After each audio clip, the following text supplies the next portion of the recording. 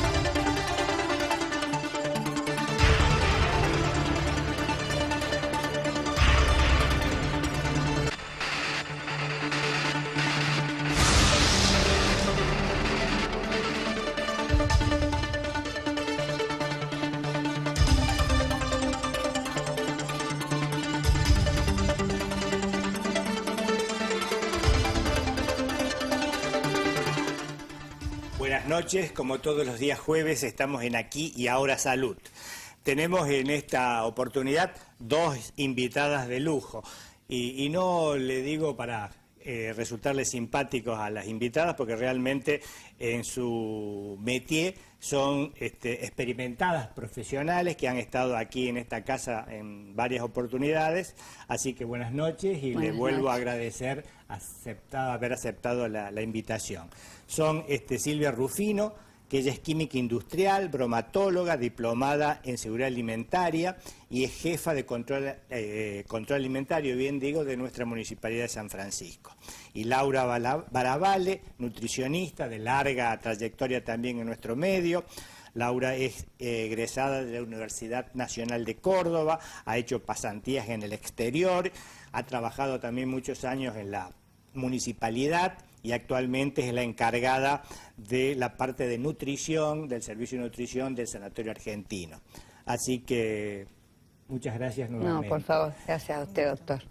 Bueno, en esta oportunidad hemos estado reunidos previamente aquí con las profesionales y creímos, creyeron ellas más que yo, de lo importante para el televidente de contarles un poco qué es la enfermedad celíaca, pero desde el punto de vista nutricional, no desde el punto de vista médico, es decir, la celiaquía o enfermedad celíaca, cuál es la dieta, cuáles son las precauciones y demás que tiene que tener un celíaco. Se va a hablar también de una cosa que uno lo escucha mucho, digamos, aquí en nuestra ciudad, de que qué tal es el agua igual de San Francisco. ¿Es un agua de buena calidad? ¿Podemos tomarla tranquilamente o tiene alguna historia?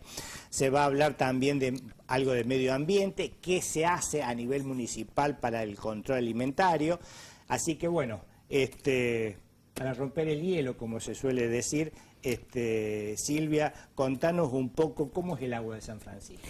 Bueno, nosotros en nuestro municipio sabemos que recibimos un agua que viene desde Villa María por un acueducto y luego se recepta y se guarda en los tanques de Amos, que es la Administración Municipal de Aguas Sanitarias, en donde así se la trata para luego poder distribuirla a toda la ciudad y que llegue a cada domicilio en condiciones óptimas para poder ser consumida. Nosotros hacemos los controles. Se toman 10 muestras semanales para hacer análisis microbiológicos, para ver si el agua que nosotros estamos distribuyendo en la ciudad está libre de bacterias que puedan llegar a traer después consecuencias si estuviesen. Y también se hacen análisis físico-químicos.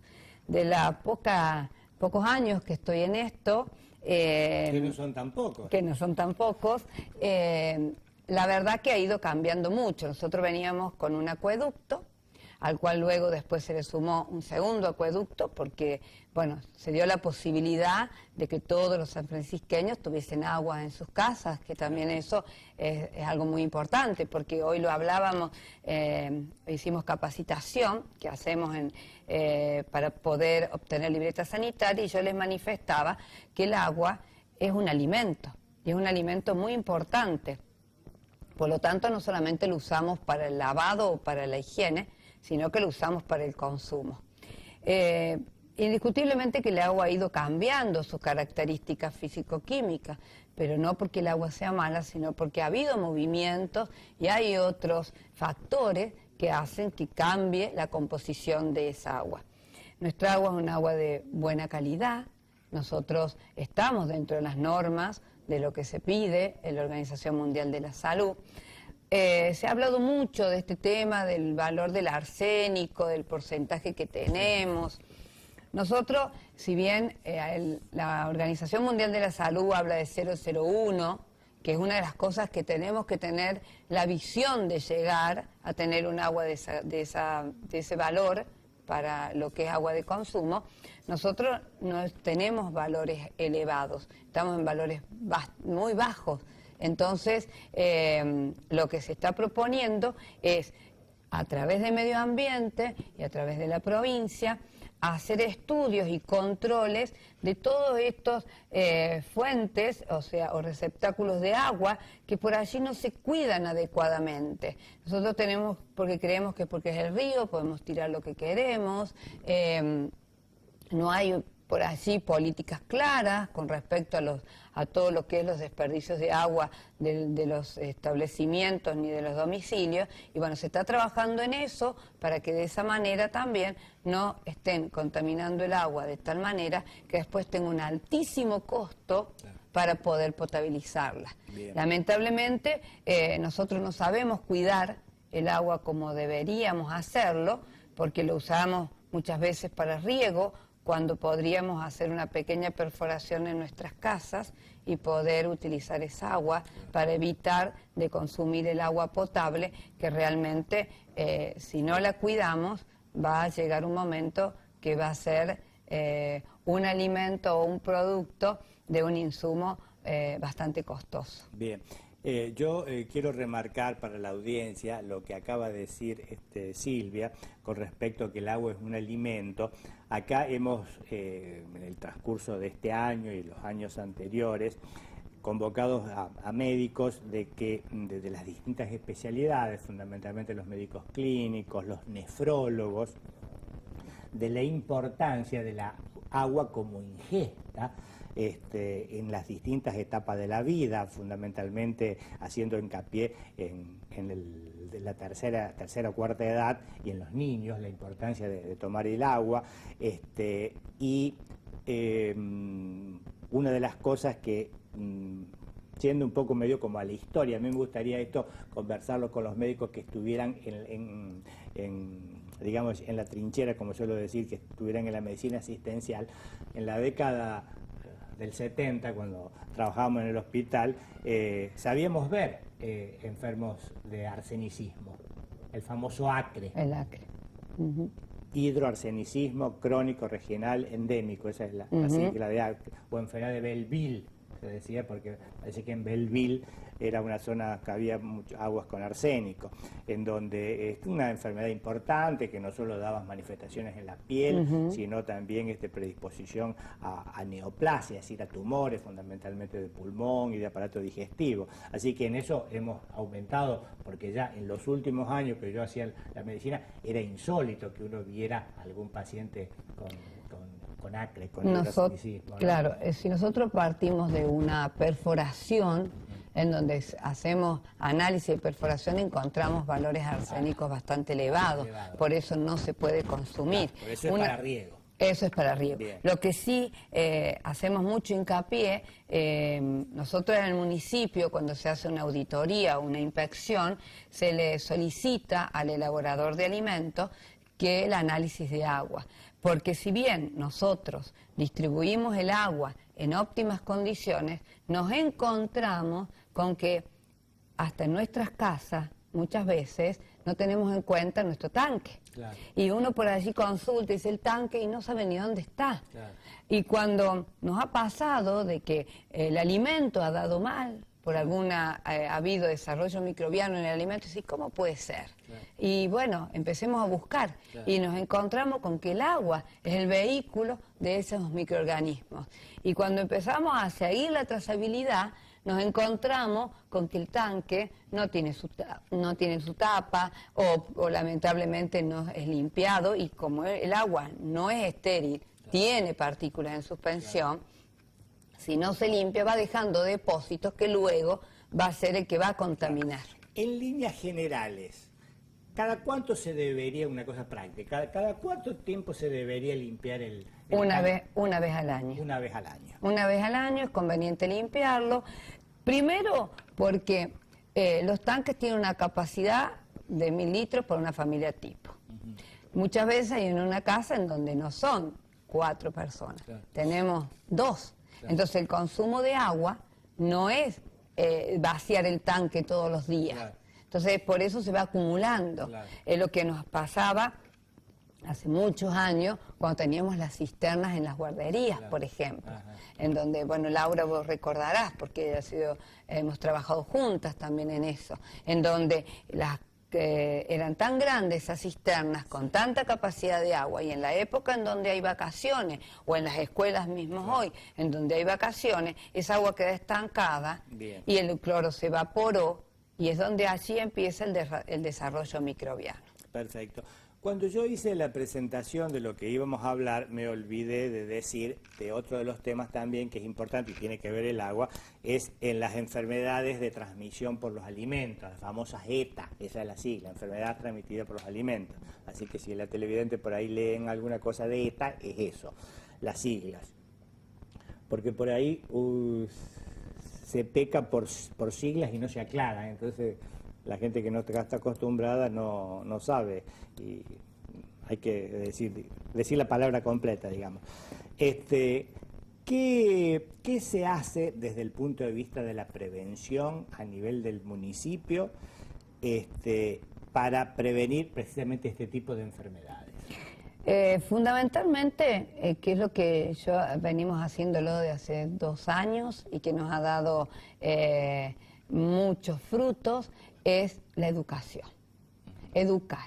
Educar a través de nosotros hoy, por ejemplo, hemos dado una capacitación entre la mañana y la tarde de más de 200 personas. ¿Por qué? Porque les enseñamos a cómo deben manipular el alimento dentro del establecimiento. Que muchas veces abro mi negocio, lo habilito y empiezo a elaborar, porque bueno, ¿quién no estuvo al lado de mamá cuando empezó a cocinar? Claro. Y de allí aprendí. Bueno, después viene hoy toda la nueva profesión de los chefs, que eso ayuda mucho. Claro. Pero hay mucha gente que comienza a hacerlo, a veces por una cuestión económica, otras veces por una cuestión de gusto, y empieza a cocinar desconociendo cómo debe recibir el alimento que luego va a procesar, o sea, las materias primas, cómo conservarlo, cómo manipularlo y cómo luego comercializarlo, ¿no? Perfecto. Lamentablemente, muchas veces por desconocimiento y otras veces por descuido, hace que el alimento se contamine. El alimento se contamina por un montón de factores, fundamentalmente la higiene. Si yo no tengo limpio el establecimiento y no tengo en condiciones mis equipos, seguramente eso va a quedar adherido a mi alimento que yo luego voy a comercializar. Entonces, cuando uno habla en estas charlas, yo siempre digo que hay 2 cosas que hay que cuidar fundamentalmente. Primero, que por más chiquito que sea su establecimiento, es una empresa. Y si en esa empresa, en donde yo estoy al frente y donde es la cara de presentación de mi negocio, yo tengo que tener cuidado en las cuestiones de la elaboración y de la higiene. Porque muchas veces ocurre que no se hacen el mantenimiento de los equipos, ni el personal está en condiciones higiénicas en el momento de elaborar. Y uno de los requisitos que siempre se tuvo para una libreta sanitaria era el de la salud. del elaborador, que me parece perfecto, porque hay enfermedades que pueden transmitirse al alimento. Pero también es muy importante que conozca cuáles son las medidas que debe ir tomando para que reducir el riesgo de que ese alimento se contamine.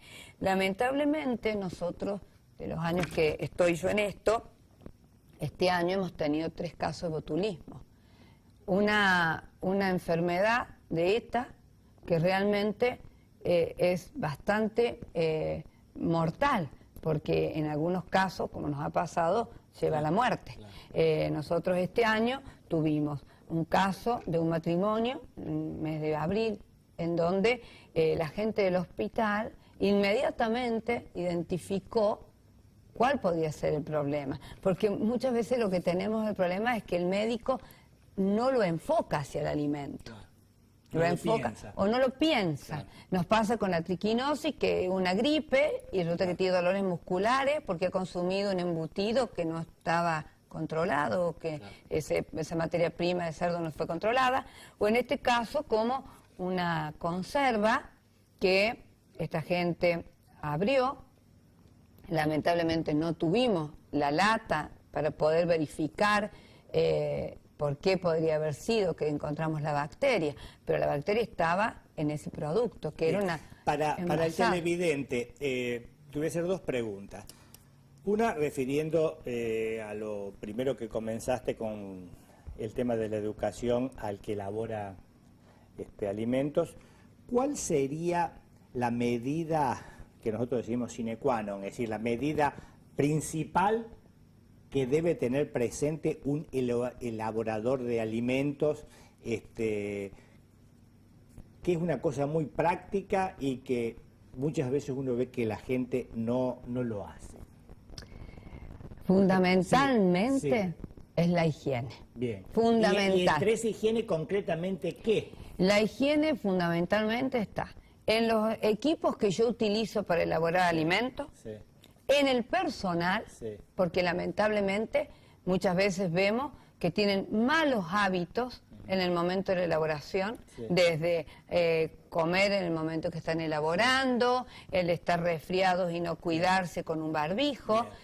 Nosotros manifestamos siempre que, bueno, es cierto, no les gusta, no queda lindo, pero no estoy para estar bonito, estoy con el elemento de resguardo para evitar una contaminación. Bien. Yo quería llevarte para que vos dijeras, cosa que nosotros lo enfatizamos mucho los médicos, en el lavado de manos. También, ¿no? fundamental. Creo que es una duda tan simple, el lavado frecuente de manos. Es que lo que nosotros enfocamos, porque uno por allá como que lo decimos tanto, que bueno, enfocamos de que... Lo das como obvio. Claro, lo damos como obvio. Lo damos como obvio porque lamentablemente lo que muchas veces decimos, no el guante. No usemos el guante, porque usamos el guante y me ha pasado como experiencia, y lo digo como anecdótico en muchas de mis charlas que damos con el equipo que tengo, porque no soy yo solamente la que estoy en esto, está mi equipo de inspectores, la gente del laboratorio, la verdad que tengo un equipo que responde, porque también eso es importante, en donde hemos tenido en una oportunidad una persona, una intoxicación, no sé, yo creo que doctor estaba usted como secretario y debe acordarse, de un establecimiento donde tuvimos 16 niños internados, hace unos cuantos años. Entonces fuimos al establecimiento y uno, como ya tiene ese ojo por los años y porque está permanentemente observando, encontramos que la gente está, pero muy bien, con su equipo, pero no saben usar, porque no están acostumbrados. Entonces vimos a una persona que estaba en un momento de producción con sus guantes puestos, colocando granas dentro del producto que estaba elaborando, apaga la máquina y se retira. Entonces yo le digo al inspector, seguilo. ¿Y qué pasó? Cuando vuelve me dice, fue al baño. Y siguió con los guantes. y siguió poniendo granas. Claro. Entonces, ¿para qué lo tenemos? Claro. Por esa razón El mal siempre... uso del recurso. El mal uso del recurso. Entonces, Claro. por eso siempre insistimos. Bien. Lávense las manos, Perfecto. usen jabón individual o líquido, Claro. no ese jabón en donde Claro. voy al baño y todo, No, y exactamente. lo teníamos en las estaciones, en las terminales, por Claro, ejemplo, sí, ese jabón sí, único sí, que sí, íbamos, sí, sí. toalla que sea individual, Exacto. porque muchas veces Bien. nos encontramos con que los lugares en donde deben ser de higiene Claro. son los que menos la tienen. Bien. ¿no? Esa es la primera parte de la pregunta. Y la segunda, es decir, decí por favor al televidente las características de una lata de conserva sospechosa, para que la gente que nos estás viendo, por lo menos sepan elegir y a quién tiene que descartar. Bien, nosotros lo que siempre insistimos es, primero, tocar bien la lata. Es perder tiempo y bueno, pierdo el tiempo poniéndome zapatos, tengo que perder el tiempo eligiendo el alimento que voy a consumir. Claro. Entonces, tengo que controlar que la lata no tenga hendiduras, que no esté abollada, que no esté hinchada, que tenga una fecha de vencimiento prolongada, porque muchas veces también pasa que se compran por precios más económicos latas o productos que tienen una fecha de vencimiento muy corta y por allí nosotros tampoco la sabemos ver en nuestras casas. Entonces, por primera medida, que esas latas estén en perfectas condiciones. Bien. No estén hinchadas, no estén abolladas, no estén oxidadas. Bien. Silvia, en tu experiencia, la presencia del botulismo, que por suerte es raro, pero que existe, ¿se da fundamentalmente en conservas caseras? También. Nosotros, en este caso, tuvimos en una conserva de industrial, que fue una lata, a la cual sospechamos que puede haber estado abollada, saltado en esmalte el barniz sanitario que tiene y que ha ingresado aire y ha producido el desarrollo microbiano. Claro. En este caso, de Clostridium botulinum. En el otro caso, fue una conserva casera. ¿Por qué? Porque la conserva, el microorganismo, que es el Clostridium botulinum, que yo siempre digo son microorganismos vivos, tienen nombre y apellido, ellos, para poder eliminarlo, en este caso, este microorganismo específico, se necesita 121 grados de temperatura. Y eso no se logra con una olla abierta con agua, porque no logramos más que 100 grados. Claro. Y si llegamos. Eso se logra con un autoclave, que es el equipo de esterilización. Claro. Que sería, digamos, llevado a la cocina, la horno. La olla a presión, Ah, que es lo que nosotros decimos la olla a presión. ¿Qué conservas tenemos riesgos? Aquellas que tienen un pH o una acidez muy elevada. Como por ejemplo, si yo hago un escabeche, un picle, en donde voy a usar un vinagre, que es un ácido acético, voy a tener una acidez elevada y no voy a tener desarrollo de este microorganismo. Claro. Pero si yo estoy elaborando una conserva vegetales o cárnicas en donde tengo aceite, vinagre y sal, yo ya estoy en riesgo. Necesito tener un buen proceso tecnológico y térmico que me mate el microorganismo. Eso es importante de enfatizar. Por arriba de 120 grados en una olla a presión y no en una olla común y menos destapada. Claro, lamentablemente las sintomatologías que tiene este microorganismo es muy relacionado con un accidente cerebrovascular, porque es neurológico. Empieza con doble visión, empieza con síntomas que... Por la toxina butolínica. Por la toxina. Por Lo que nosotros hacemos, y esto quiero hacer hincapié, porque muchas veces nosotros nos creemos que porque, bueno, estamos en una ciudad pequeña, o que porque no tenemos medios, o porque no llegamos a detectar o a determinar lo que realmente es. Y yo, la verdad que, usted sabe, doctor, que trabajo en el Estado hace muchos años, y a mí me gusta trabajar en el Estado, porque el Estado me da muchísimas posibilidades de crecimiento. Y por ejemplo, en el caso de estos dos casos de botulismo, nosotros detectamos bacterias. En uno de los casos detectamos la bacteria, pero no detectamos la toxina. Entonces la gente de epidemiología del hospital, a cargo de la doctora Pepino, ella hizo todos los contactos, enviamos el alimento al Malbrán a Buenos Aires, ellos hicieron la obtención del cultivo al cual inyectaron en ratones y detectaron la toxina. E inmediatamente se le puso el antídoto a esa persona y pudimos solucionar el problema, cosa que en el otro caso no se llegó y falleció. Vamos a ir al primer corte y después en la segunda, nos hemos excedido un poco, nos va a hablar la nutricionista Laura Baravale de la enfermedad celíaca, que ella tiene mucha experiencia al respecto, porque hasta ahora la hemos tenido solamente de oyente y de aseverando. Yo veía que aseveraba algunas cosas que decía Silvia. Muchas gracias y dentro de un ratito volvemos a estar con ustedes.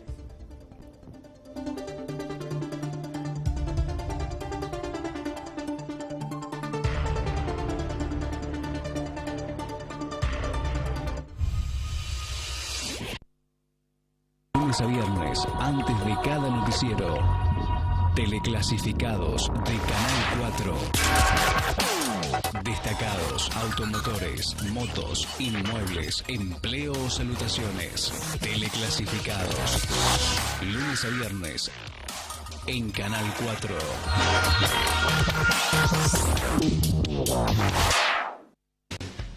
Contacto Directo, la mejor compañía de la mañana. Música, información y curiosidades con la conducción de Maricel Perrone. Contacto Directo, lunes a viernes desde las 8 por Canal 4 y FM Contacto.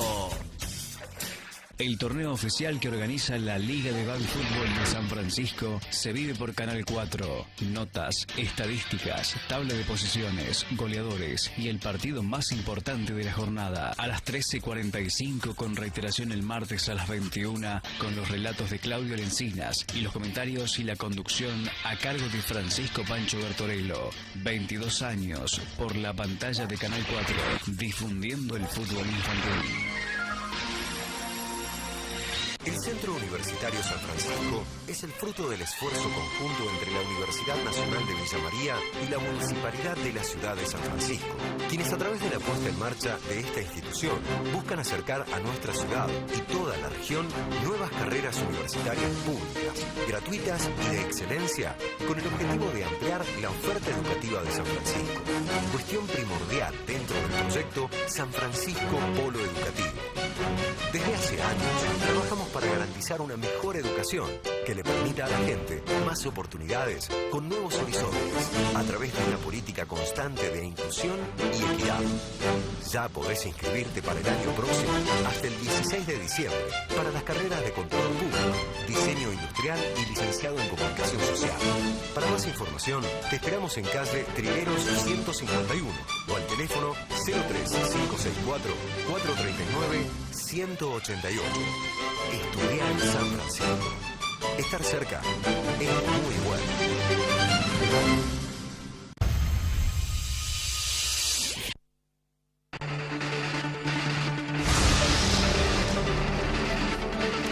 Bien, comenzamos con el segundo bloque, que creo que va a ser el último porque hemos estado 30 minutos hablando. Laura, definí así para que la gente entienda qué es la enfermedad celíaca, cuál es, por supuesto, el tratamiento fundamental. No vamos a hablar, como dijimos creo que al principio, de la parte médica, simplemente de la parte nutricional. Da una idea de la frecuencia de esta enfermedad, si es una enfermedad frecuente o no, de acuerdo a la cantidad de habitantes y lo que pudiera haber en San Francisco. Hace también, por favor, alguna referencia a la Asociación Celíaca Filial San Francisco de esta dolencia. Y, bueno, te escuchamos. Bueno, la enfermedad celíaca es una condición permanente de intolerancia al gluten. O sea, que se manifiesta en el intestino delgado porque se inflaman las vellosidades y no permiten que se absorban los alimentos. No permiten que se absorban las proteínas, los hidratos de carbono, las grasas, vitaminas, minerales. O sea que es un síndrome de mala absorción. Bien. Es una enfermedad autoinmune y es una autoagresión también del organismo, que lo realiza a través de la ingesta de las prolaminas. Las prolaminas son las proteínas de algunos cereales como el trigo, la gliadina, la avena, la avenina, cebada y centeno. De ahí viene el TAC. De ahí viene el famoso TAC, TAC. trigo, avena, cebada y centeno. Pero ¿qué pasa?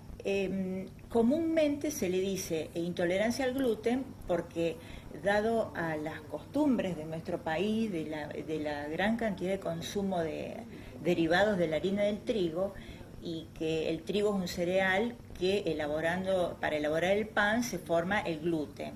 Por eso se le dice intolerancia al gluten. Pero si con la avena y la cebada no se forma el gluten. Entonces es intolerancia a las proteínas de esos cereales. Bien. Hay, Es decir, que no es solamente el gluten. No. Por supuesto. Al gluten Bien. no, sino a las proteínas de esos 4 cereales. Bien. El único tratamiento para el celíaco, para estar bien, es la dieta. Una dieta libre de TAC. Y hay alimentos que en la naturaleza ya son libres de esos cereales, como las carnes, huevos, la leche fluida, las frutas, los frutos secos, y hay otros industrializados que tienen gluten oculto, como por ejemplo para elaborar fiambres a veces se utiliza trigo. Para el secado del té o el secado de la yerba también se utiliza trigo para acelerar el secado. Para el torrado del café también se utiliza. Para las pastas dentales, para algunos medicamentos. Entonces, de ahí el logo que tienen que tener los alimentos libre de gluten. Bien. ¿Y es fácil o es difícil hacer una dieta libre de gluten? Es fácil. Solamente hay que tener conocimientos de no contaminar los otros alimentos. Por eso el celíaco se acerca, no solamente se lo determina el médico, va a la nutricionista, pero también se acerca a la asociación de celíacos, donde ellos le brindan los listados con los alimentos que son libres de gluten y los que tienen el logo.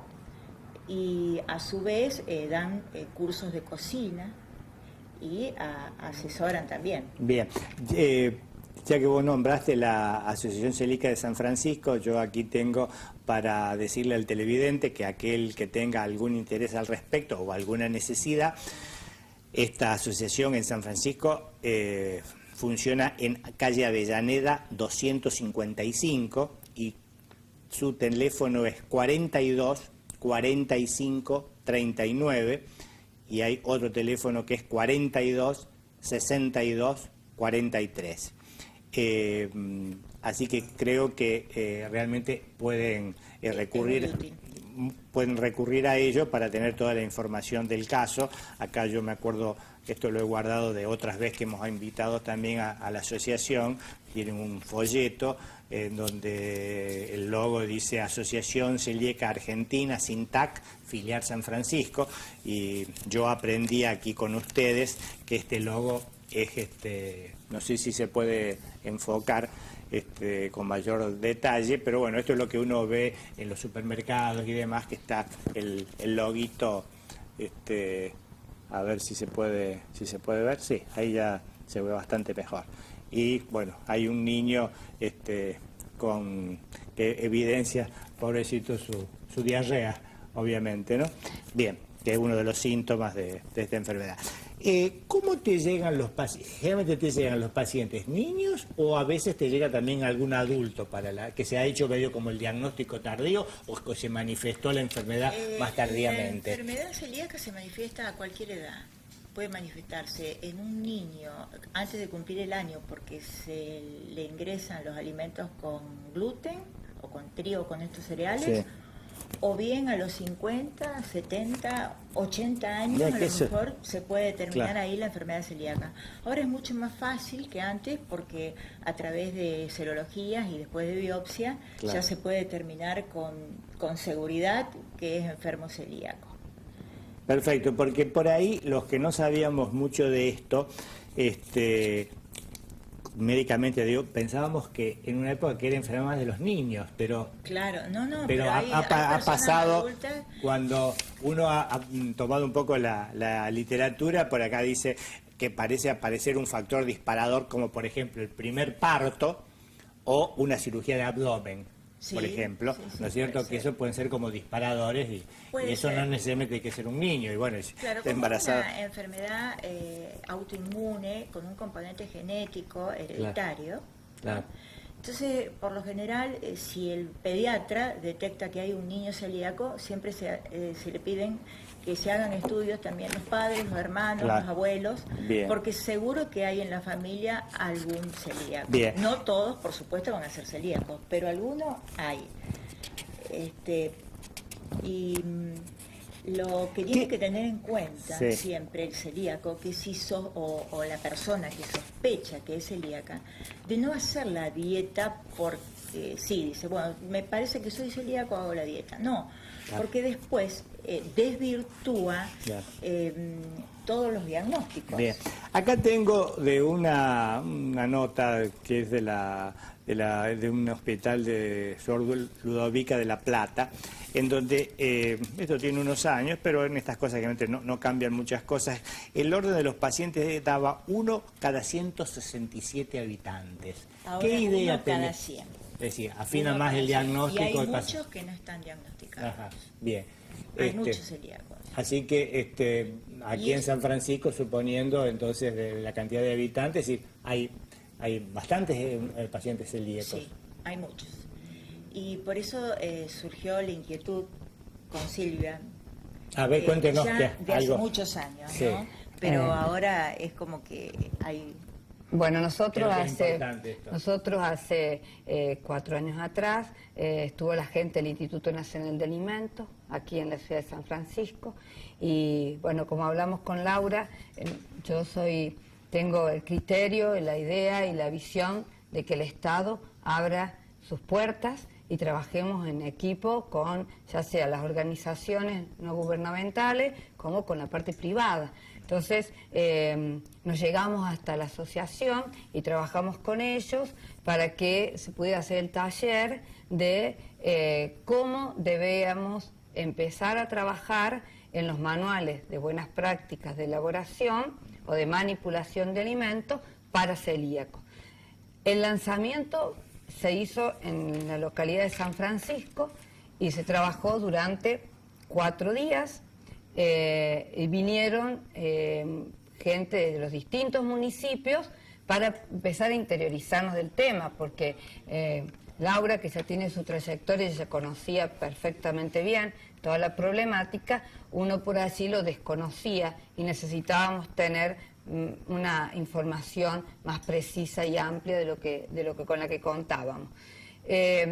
Bueno, pasaron 4 años, ya están los manuales casi ya terminados, ya tenemos establecimientos que nosotros auditamos conjuntamente con la provincia para que tengan ese logo de SINTAC. Se hacen las vigilancias alimentarias, nosotros tomamos muestras, enviamos a Río Cuarto, que es el que tiene hoy el equipo, y así tenemos en San Francisco.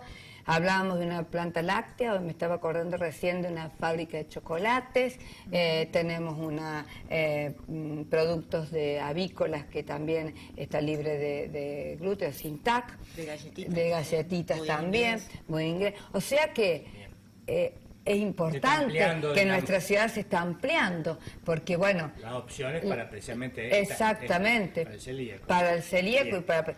y hoy nosotros hace unas semanas, muy nuevito, recibimos una invitación para participar del programa, de la planta piloto del programa para restaurantes y comedores y poder integrar el equipo técnico conjuntamente con el INAL. Nosotros con el Instituto Nacional de Alimentos, la tecnología, como hablábamos, es buena, no nos excedamos, pero es muy buena porque es como que estar en Buenos Aires. Claro. Y eso nos ayuda mucho porque nosotros podemos tomar conocimientos y también presentar nuestras experiencias. Y ellos nos invitaron y el doctor Giacomino, él, que es el nuevo secretario de Salud, él ha aprobado que participemos y bueno, Yo hablé con Laura, porque me parece que es la persona indicada para que nos ayude en el tema de todo lo que es la parte nutricional y el manejo de los alimentos. Y bueno, vamos a empezar para el 2017, ese es nuestro programa de trabajo, para reunir a aquellos restaurantes, comedores, bares, que quieran sumarse a tener un menú sin TAC para poder ofrecer a esta población que tiene esta problemática. Bueno, vamos a empezar a acompañarlos, a asesorarlos. Claro. Por eso... Sí, porque todos los eventos o reuniones o salidas siempre hay un almuerzo, una cena o un ágape. Entonces hay celíacos y están marginados porque no pueden a veces ni tomar un té. Porque no está en el listado el té que tienen en el negocio, el restaurante o en la confitería en ese momento. En ciudades grandes, he visto, en algún lado he visto en muchos lugares, un menú para celíacos. Claro, ¿no? porque no es necesario que todas las opciones de la carta sean para celíacos, pero sí tener 2 o 3, pero que sí, como una bueno, cartilla aparte. Un menú infantil, tener un menú, con 2 o 3 platos. Y se puede trabajar dentro del mismo establecimiento. No es difícil. No. Hay platos, por ejemplo, la parte de parrilla perfectamente se puede hacer. Claro que el personal que está a cargo de la cocina, el cocinero, tiene que saber de la problemática de la enfermedad para no cometer errores y así dar una alimentación buena, saludable, no contaminada. Para eso se tienen que acercar al área de bromatología, que siempre se desempeñó desde años en forma extraordinaria, y nos ha ayudado muchísimo para que lo asesoremos, y es en forma gratuita. O sea, no es complicado, sencillamente con tener unos utensilios aparte, con almacenar en la alacena en un lugar separado las cosas, los alimentos para celíacos, con frizar envueltas las cosas, con calentar en el microondas los alimentos para celíacos recubiertos para que no estén contaminados, o sea, con cosas sencillas. Es más, sí, pero hay que conocerlas. Hay que conocerlas, pero se pueden hacer perfectamente. Incluso si, por ejemplo, un restaurante que se especializa más en pastas, bueno, puede tener pastas compradas a otras gente que elabora, otras personas que elaboran, frizarlas en forma adecuada y después brindárselas como una opción en el menú. Eso se puede hacer perfectamente. Perfecto.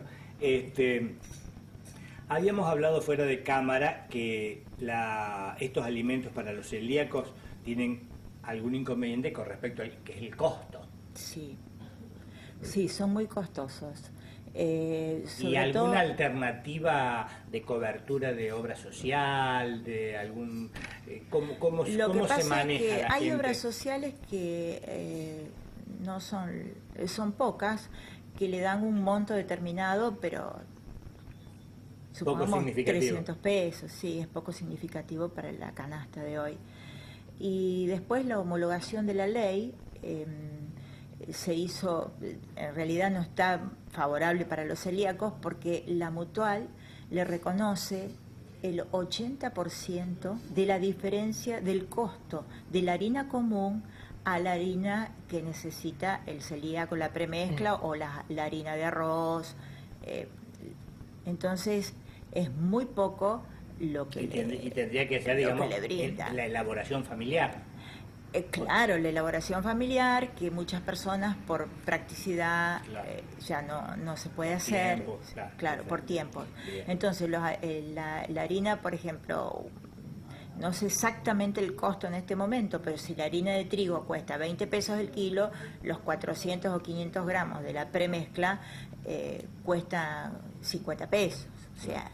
Entonces son 400 gramos contra un kilo y es muy significativo el costo. Bien. Bueno. Y además, porque los alimentos, o sea, que hacen las fábricas, que eso también lo puede corroborar Silvia, que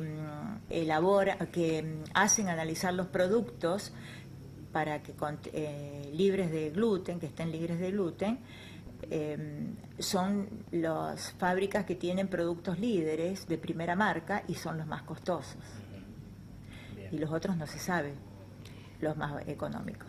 Yo creo que a medida que, por lo que uno ve en la experiencia del tiempo, también van a ir bajando los costos a medida que vaya mayor producción. Claro. Me imagino, claro, yo desconozco lo que es el tema de la elaboración en cuanto a que estamos acostumbrados desde muy pequeños a elaborar tortas en casa con harina de trigo. Claro. Cuando ya tengo que cambiar estos ingredientes, es como que también a veces hay una pérdida que es muy significativa en el momento de la producción. Entonces, creo que por lo que yo escuchaba, y he escuchado de Laura y de la asociación, es que, claro, tenían muy pocos proveedores y los pocos alto costo. Hoy ya está un poquito más abierto el espectro de alimentos que ofrecen. Claro, y las recetas. Las recetas. La variabilidad de recetas. Hay una empresa láctea de la zona que patrocinó a una mujer que hizo un recetario muy bueno de fécula de maíz de una marca determinada y la trajo y elaboró unas recetas de bizcochuelos, piononos, prepizzas, todo eso, que no tienen diferencia con la harina común. Claro. Pero claro, hay que saberlo, hay que tener el tiempo para elaborarlo. Perfecto. Bien, no sé si quieren agregar algo más, creo que ahí vos tenías algo... Sí, yo lo que más quiero recalcar y que lo hablábamos recién y que Laura también me hizo recordar que la problemática de la ETA es muy amplio y no solamente hablábamos... A eso íbamos. Sí. No solamente hablábamos de lo que puede ser el Clostridium botulinum, que surgió por este año, pero tenemos otro tipo de ETAs que son mucho, lamentablemente en epidemiología, hoy se nota que hay un aumento y realmente es de alerta. Por eso nosotros el año pasado estuvimos trabajando con carnicerías saludables por el tema de lo que es la manipulación de la carne picada y del desarrollo de bacterias como el Escherichia coli, que al estar en ciertos alimentos y no estar bien cocido y dárselo a niños menores de 3 años, tenemos alto índice de tener niños con diálisis. Claro, el famoso síndrome urémico hemolítico. Entonces, tristemente célebre y que, de acuerdo a lo que he leído hace poco, ha habido un incremento sustancial del año pasado a este año. Sí, ¿no? Claro, en realidad cuando se compra la carne picada tiene que ser molida a la vista y no, sí. ¿no es cierto? Porque a más chicas las partículas de carne, el desarrollo bacteriano es mayor. Sí. Lo que sobre todo lo que nosotros enfocamos, y creo que Laura a través de la nutrición y demás, es preferible un bife y no una carne, no una hamburguesa. Y lamentablemente a veces, o por el apuro, o porque la queremos jugosa, no cocinamos bien esa carne y las bacterias se encuentran y el niño no está predispuesto a recibir esas bacterias porque no tiene su organismo adecuado para poder recibirlas, ¿no? Y los famosos choripanes que en las canchas de fútbol y en algún otro lado que uno ve, el tema ¿qué aconsejarían, digamos? Porque el choripán es una cosa rica, la gente lo consume y lo va a seguir consumiendo, pero que tenga alguna pauta. Lo que nosotros recalcamos mucho es que se compren en lugares que están habilitados para poder elaborar embutidos. Porque no es lo mismo elaborar 5 kilos que elaborar 30 kilos, ¿no es cierto? Que estén habilitados, porque sabemos que ya hay un responsable que va a hacerse cargo de ese producto. Y luego mantener la higiene del lugar y la refrigeración. Hay un folclore que tenemos, que no es tan fácil eliminarlo. Y como hablábamos recién de la celiaquía, lamentablemente a veces son enfermedades que solamente lo sufre el que la vive. Sí. Entonces por allí la gente no tiene en cuenta. Yo viví en Buenos Aires, el barrio San Telmo, choripán argentino, y muchos extranjeros, argentinos y extranjeros, como como una gran novedad. Y yo por lo que vi, no sé si estará habilitado o no habilitado, probablemente, seguramente, ¿no?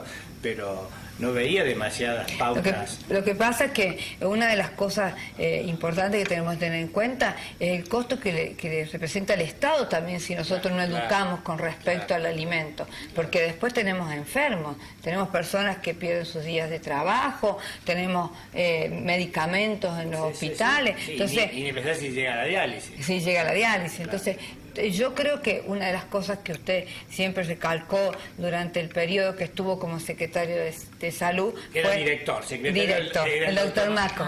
Marcos. Era la prevención, la educación. Eduquemos para que después, de esa manera, sepamos cómo manejar las cosas. Claro, Silvia. Y otra cosa que es muy común también con respecto al cocimiento de las carnes es que para guardar en la heladera se enfrían fuera de la heladera. O sea, termina la cocción, se deja sobre la mesada y hasta que se enfría. Y ahí ya tiene desarrollo de bacterias. Sí. Ajá. Entonces... Caliente. No se debe... Caliente. O sea, hasta 2 horas, menos de 2 horas. No puede pasar 2 horas. Claro. El alimento que no puede hacer en la heladera. Al igual que las compras que hacemos, vamos al supermercado, después nos vamos a comprar zapatos, recorremos la ciudad y después vamos a casa. Entonces, pierde la cadena de frío. Pierde la cadena de frío. No puede pasar 2 horas. O bien, cuando ya tenemos, por eso insistimos tanto en esa comida, hoy el autoservice. El autoservice tiene que estar en loncheras con refrigeración o con temperatura, porque si no estamos dejando ese alimento en un ambiente que hay bacterias, que es el ambiente donde nosotros vivimos permanentemente, y eso hace que caiga en el alimento y le damos las condiciones óptimas para que los microorganismos desarrollen. Y otra cosa, antes que ahora en verano, que se usa mucho la mayonesa casera. Eso es importante, eso que habías comentado. Por favor, contanos para la audiencia. Que la mayonesa casera está totalmente prohibida. Le aconsejamos a la gente que aunque sea en sus hogares, no elaboren la mayonesa casera por problemas, por más que nosotros tengamos todas las normas de higiene, seamos totalmente limpios, pero la salmonera ya está en el huevo de la gallina. Ya viene. Entonces ya viene. Lo que sí tenemos ahora, que van a escuchar porque yo lo recibo y nosotros lo controlamos, es que hay ciertos lugares en San Francisco que hacen mayonesa casera. Así dicen ellos, mayonesa casera. No es una mayonesa casera, es un aderezo que se parte de huevo deshidratado. Es un huevo pasteurizado, en donde ellos agregan ciertos ingredientes y elaboran.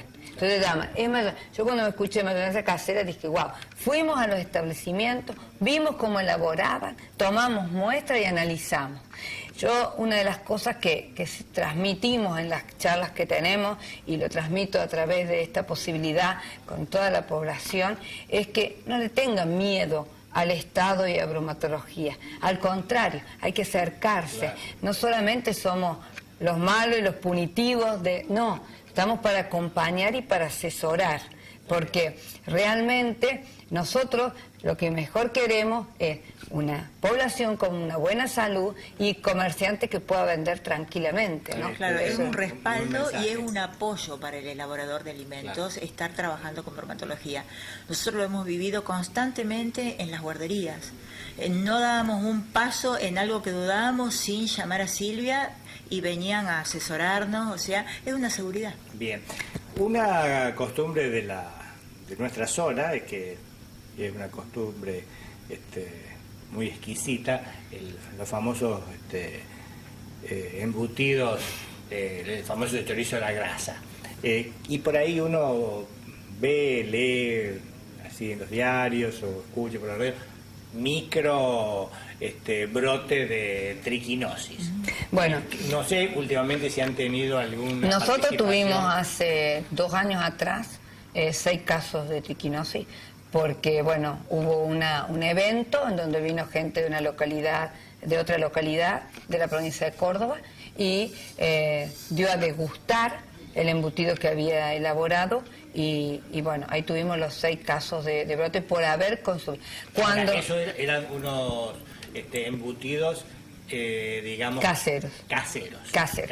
¿Cuál es el problema del embutido casero? El embutido casero es porque el cerdo, primero, en muchas condiciones está como cerdo, en donde se lo alimenta con restos de basura, claro, en lugares sucios, no higiénicos, no vacunados, no controlados. Claro. Y eso es buenas prácticas agrícolas, que es donde vamos a empezar a trabajar, que es del campo a la mesa. Entonces, uno de los estudios, uno de los análisis que se hace es la extracción de los maceteros y de algunas partes muscular para hacer una digestión artificial en el laboratorio y poder detectar si tiene triquina o no. Pero nos ha pasado por experiencia de que yo por allí pregunto cuál ha sido el profesional, el médico veterinario que hizo la extracción, porque la triquina es una de las cosas, pero después tenemos un montón de otras enfermedades que puede tener el animal que en el campo no las sabemos detectar. No sabemos si el hígado tiene quistes hidatídicos o no, o sea, la cuestión tumoral, hay muchos factores. Entonces ¿por qué trabajamos en esto? Porque realmente se necesita del profesional que va a poder estar allí observando que ese animal no tiene ningún tipo de enfermedades y está en condiciones de poder ser procesado para un alimento. Lamentablemente, como yo decía recién, por allí tenemos algunos diagnósticos que no son certeros. ¿Por qué? Porque la triquinosis se da generalmente más que todo en la época de julio, agosto, septiembre, y como los síntomas son dolores musculares, siempre se los relaciona con una gripe, hasta que empiezan a tener manifestaciones realmente con una sintomatología importante, y entonces allí donde empezamos a estudiar. Sobre todo se trabaja por eso, porque el tema está en la materia prima, que es el cerdo, que está con la parasitosis, porque es un parásito. Perfecto. Triquinella striquinellis. Sí, tenemos un minutito para cada una. Un mensaje final al televidente de la especialidad de cada una de ustedes. Vos, Laura, desde el punto de vista nutricional, que es tu fuerte, y vos, Silvia, desde el punto de vista de bromatóloga, de la seguridad alimentaria y demás. ¿Qué es lo que el público debe tener más presente para evitar precisamente esto que hemos hablado de las enfermedades de transmisión por los alimentos, famosas ETA? Claro, nosotros como profesionales de la salud tenemos que estar diariamente capacitándonos para mejorar la calidad de vida de la gente, cada uno desde nuestro lugar. Bien. Yo creo que la gente ya conoce bastante de alimentación saludable, y la tienen que poner en práctica. Alimentación saludable, actividad física, para mejorar la calidad de vida. Perfecto, perfecto. Nosotros que yo te comenté fuera de cámara, que al principio de año con una colega tuya estamos haciendo todos los primeros jueves del mes, que ahora terminamos el mes próximo, en diciembre, un ciclo de alimentación saludable, y la verdad que ha tenido bastante repercusión así a nivel de la sociedad, ya sea con las preguntas que hace la gente, que en este momento no han hecho ninguna pregunta, así que han hablado todo muy claro o no se ha entendido nada. Y realmente decir, creo que es una cosa importante para preservar la salud, es decir, la dieta, ¿no? La dieta y la higiene en la elaboración de los alimentos, como dice Silvia, y también que se animen los restaurantes y las empresas a hacer una cartilla para los celíacos, que van a estar bien asesorados y gratuitamente. Perfecto. Y a mí también me gustó esto de que no vean a las instituciones digamos, controladoras o fiscalizadoras como un enemigo, sino al contrario, como alguna trabajar en conjunto, ¿no es cierto?, para tener ellos más trabajo y nosotros menos pacientes. En definitiva, eso es lo que se busca. Silvia. Solo que, sobre todo, insisto mucho que el alimento es lo que necesitamos para un desarrollo de nuestra salud, para que estemos bien, no solamente física, sino mentalmente. Y que tengamos en cuenta que el ir a comprar alimento no es el ir corriendo y cargar en un carrito, sino tener el tiempo suficiente para poder hacer una compra a conciencia. Y cuando llego a casa, tener el tiempo suficiente para acomodar esos alimentos adecuadamente. porque lamentablemente por allí compramos rápido, nos vamos a tomar un café y después, demoro 2 horas tomando el café y después voy a casa. Y ese alimento quedó fuera no tiene cadenas de frío, o sea, no se ha tenido en cuenta la cadena de frío, y después tenemos las complicaciones. Perfecto. Bueno, creo que solamente me queda agradecerle la buena disposición de ustedes. Creo que han estado muy claros, a pesar de que no ha habido preguntas, por eso no ha habido, porque han sido muy claros. Así que agradecidos, y trataremos de que para el año próximo volverlas a invitar y que nos cuente con cuánto avanzado está trabajo que ustedes piensan hacer con los enfermos celíacos. Yo quiero sobre todo recalcarle a la población que el área de la División de Control Alimentario, al cual somos un grupo, un equipo, pues eso no soy yo, detrás mío, yo estoy acá, pero hay mucha gente que está ayudando y colaborando, están abiertas las puertas. Por allí hay cosas que no las podremos responder en el momento, y bueno, se busca, se investiga, se contesta.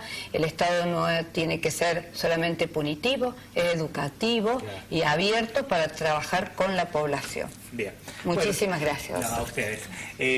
Buenas noches, muchas gracias a ustedes que nos siguen desde hace muchos años ya, y el próximo jueves, claro que ya es el mes de diciembre, como acabo de decir, va a ser el cierre de la alimentación saludable. La licenciada Graciela Rabasani va a convocar a un grupo de colegas de las que estuvieron trabajando durante todo el año, y van a hacer una síntesis y un repaso de lo que hemos venido haciendo. Buenas noches y hasta el jueves próximo.